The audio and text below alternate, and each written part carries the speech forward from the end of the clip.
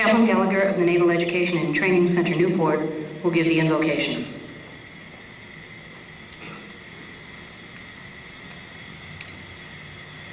Let us pray. We call on you, our God and Father, during the sacred seasons of Easter and Passover.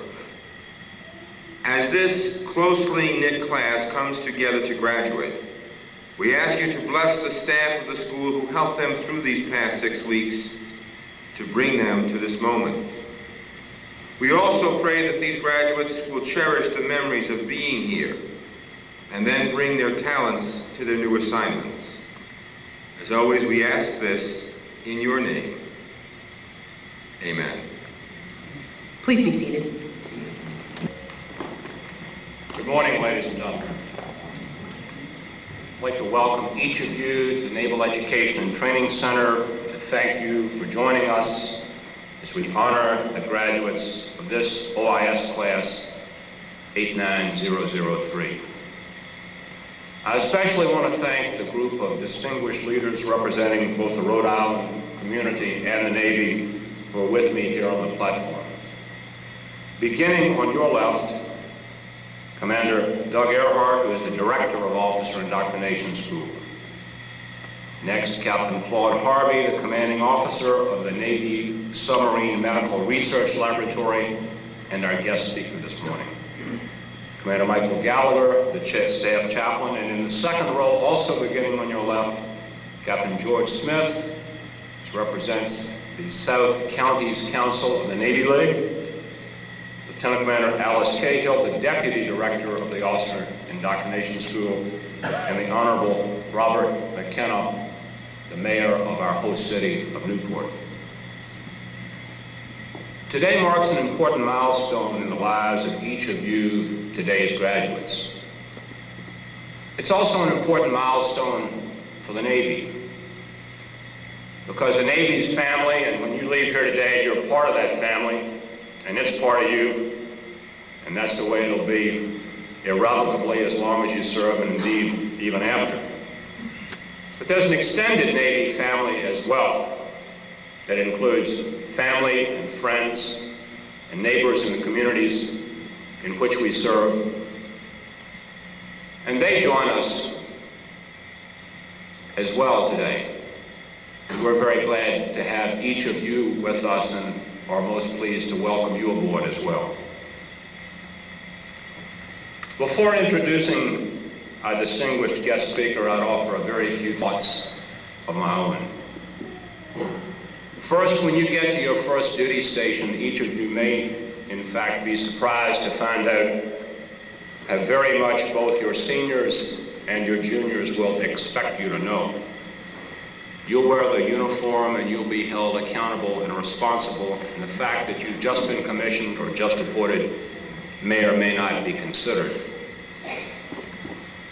But I think you'll also be surprised, very pleasantly so, to find out how very much, in fact, you do know, how much you've learned here, how much you'll retain, and importantly, by your capacity to still learn more and to do so very quickly.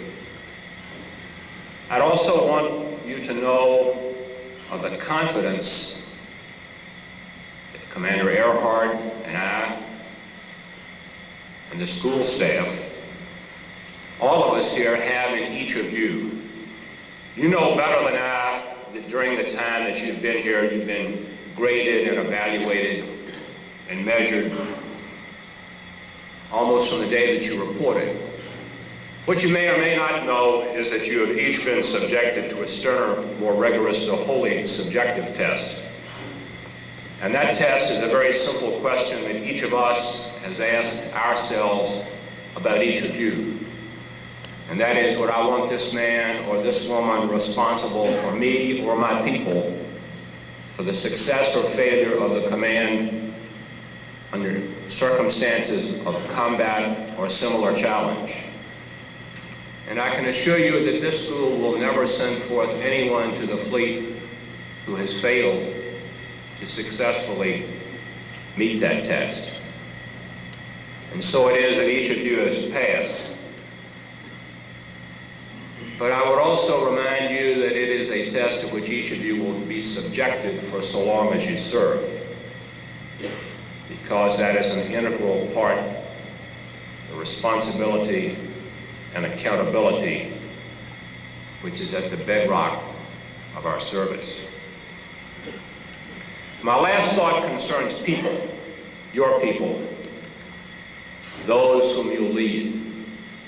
American sailors are the best and most capable men and women that our society can produce. We ask a great deal of them, but they deliver even more than we ask, day in and day out. When you leave here, you will lead them and you will be responsible for them.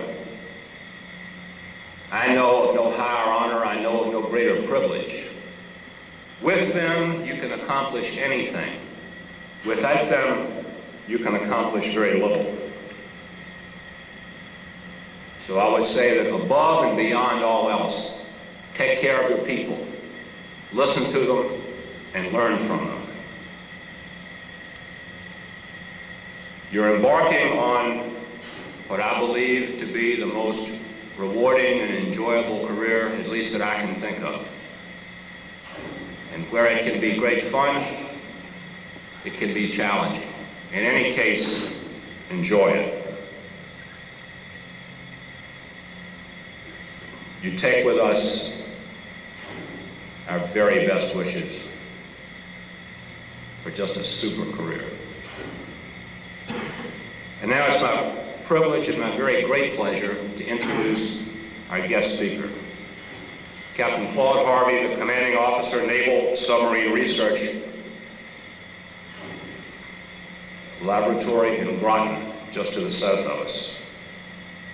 It's the home of our submarine service.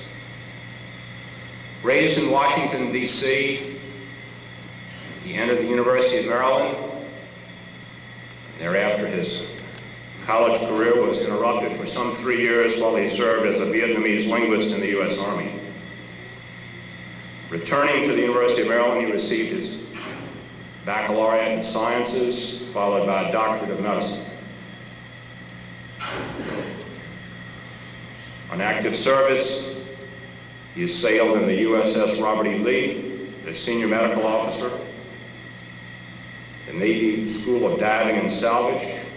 He's a qualified saturation and diving medical officer. He served as the chief of the Military Applications Division, the Naval Submarine Medical Research Laboratory. He's a senior medical officer of Submarine Development Group 1. He's a medical officer of Harbor Clearance Unit 1.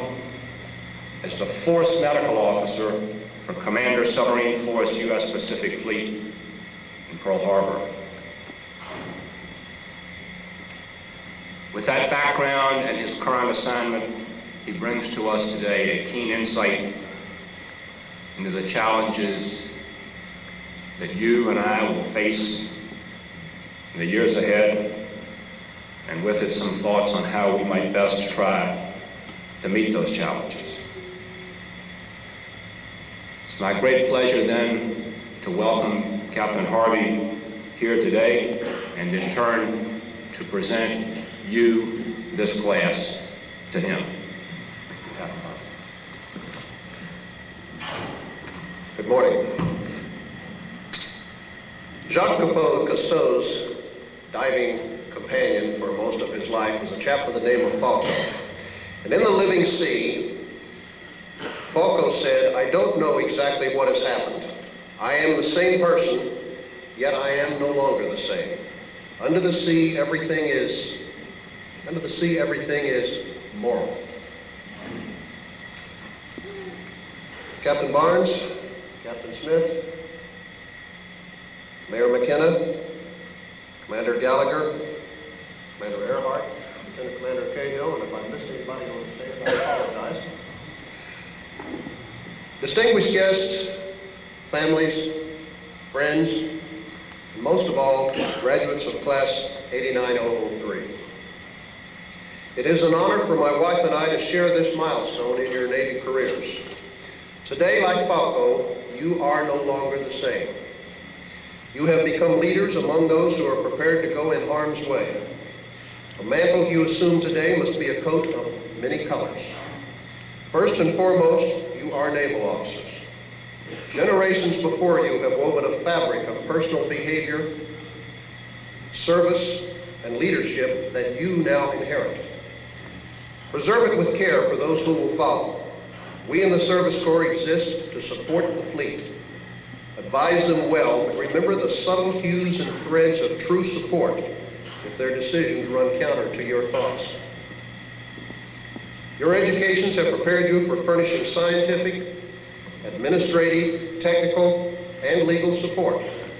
The brightness of those intellectual hues will fade with time if you neglect them. Sharpen your skills with continued training and re-education. Most importantly, don't let the brilliance of your own club hide the rainbow of talent and friendship available around you from your fellow officers and peers. Commander Earhart was kind enough to furnish me with a profile of your class. Now, your academic backgrounds and experience are quite impressive. I was somewhat prepared for the intellectual caliber of your class members when I met you last night. However, your appearance and professionalism at this morning's review surpassed anything that I had come to expect. If this represents the caliber of people that we're turning out in the fleet from this school, we are going to be in good hands in the future. You are assuming leadership roles at a time of great change in the fleet. Congress must insist on financial austerity while we strive to build a modern fleet capable of sustaining our commitments around the world in the face of shrinking manpower pools from which to draw recruits. Those of you entering healthcare delivery services and faced with serving a population that includes an ever-expanding number of dependents and retirees will have to rebuild our ability to deliver combat casualty care in battlefield situations. Computers, social changes, and high technology are altering our legal accountability, our data handling, and our communications. The weapon systems and platforms of the fleet are producing results and even injuries undreamed of when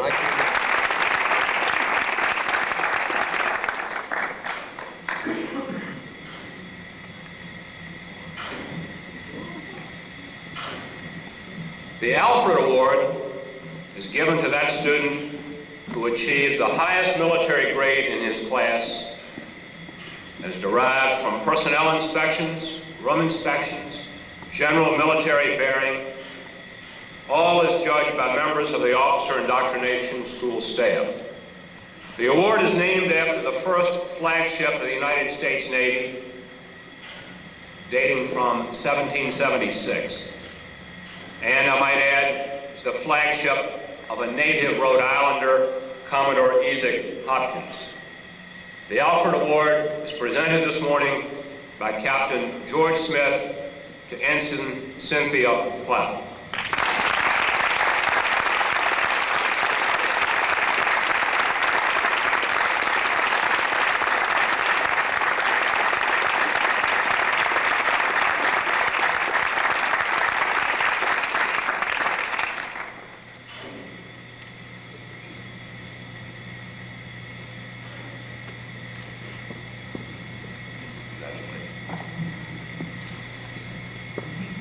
During the course of training at Officer Indoctrination School, each class receives instruction in the techniques of close order drill in company units.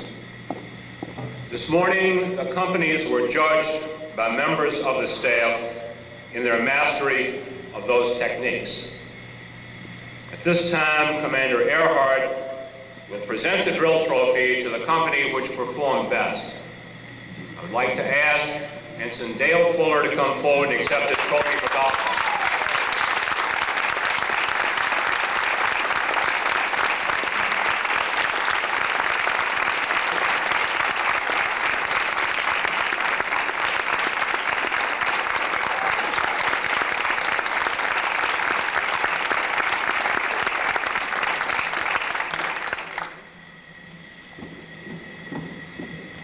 The name and special distinctions earned by the students will be announced. Distinguished academic graduates are among the top 10% of their class. Distinguished physical fitness graduates have achieved 1,000 aerobic points and a grade of 4.0 in physical fitness testing. Distinguished military graduates have achieved a combined grade of 3.9 or better in military readiness and physical fitness. Pictures may be taken at the left of the stage behind the rope barrier, and please hold your applause until all the students have received their certificates. Ensign Sarah B. Alexander, Nurse Corps.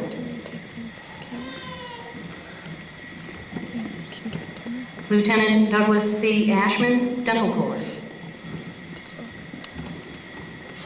Push that out. Lieutenant Commander Robert A. Berkowitz, Dental Corps. This red thing.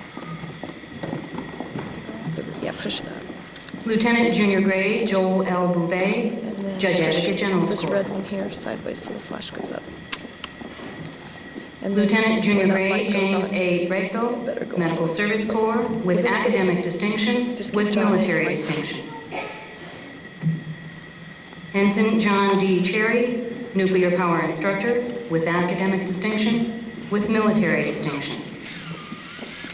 Lieutenant Albert M. Chirilla, Jr., Medical Service Corps, the OIS Battalion Commander.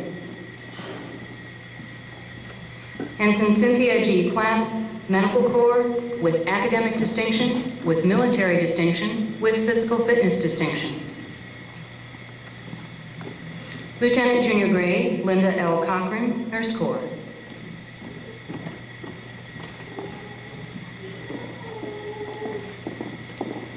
Lieutenant Edwin R. Connolly, Dental Corps. Lieutenant John D. Cowan, Medical Corps. Ensign Lawrence M. Cummings, Jr., Medical Service Corps.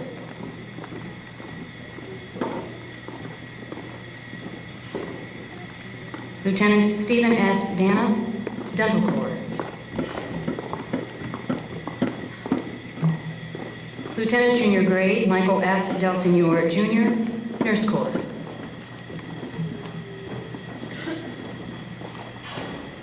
Ensign Donna M. Dolan, Medical Service Corps.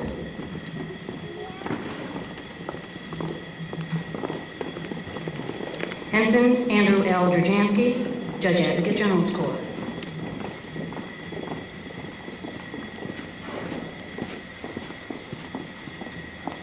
Lieutenant Junior Grade Marlene D. Egazebal, Judge Advocate General's Corps.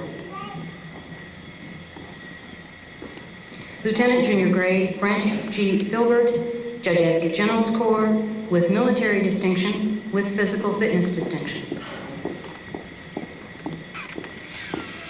Ensign Sherry Berenger, Medical Service Corps.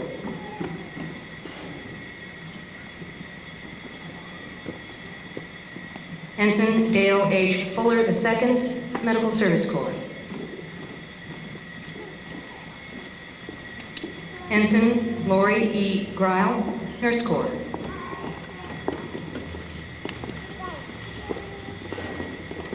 Ensign Melbourne E. John, Nurse Corps.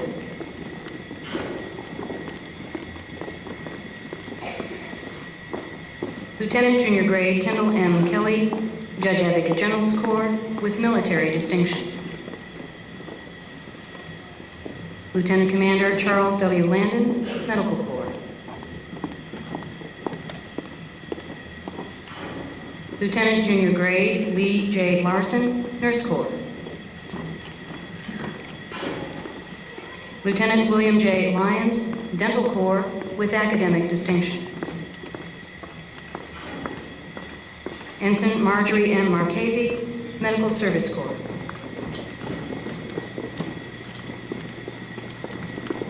Ensign Melanie A. Meyer, Medical Service Corps, with military distinction.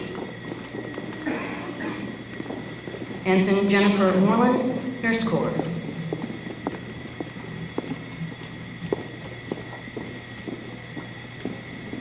Lieutenant Junior Grade Edgardo Perez Lugo, Medical Service Corps. Lieutenant Michael L. Schultz, Dental Corps.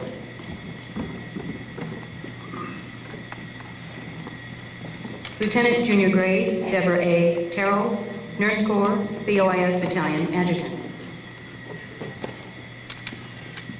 Lieutenant Jean A. Vandervoort, Dental Corps.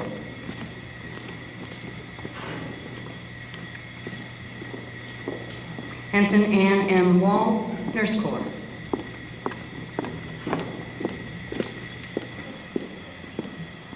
Ensign Ann M. Witherspoon, Medical Service Corps.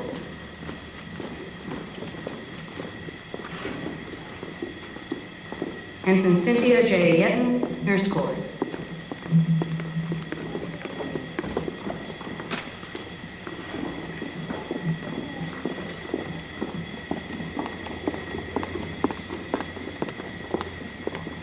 Ladies and gentlemen, I present to you the graduating class of Officer Indoctrination School.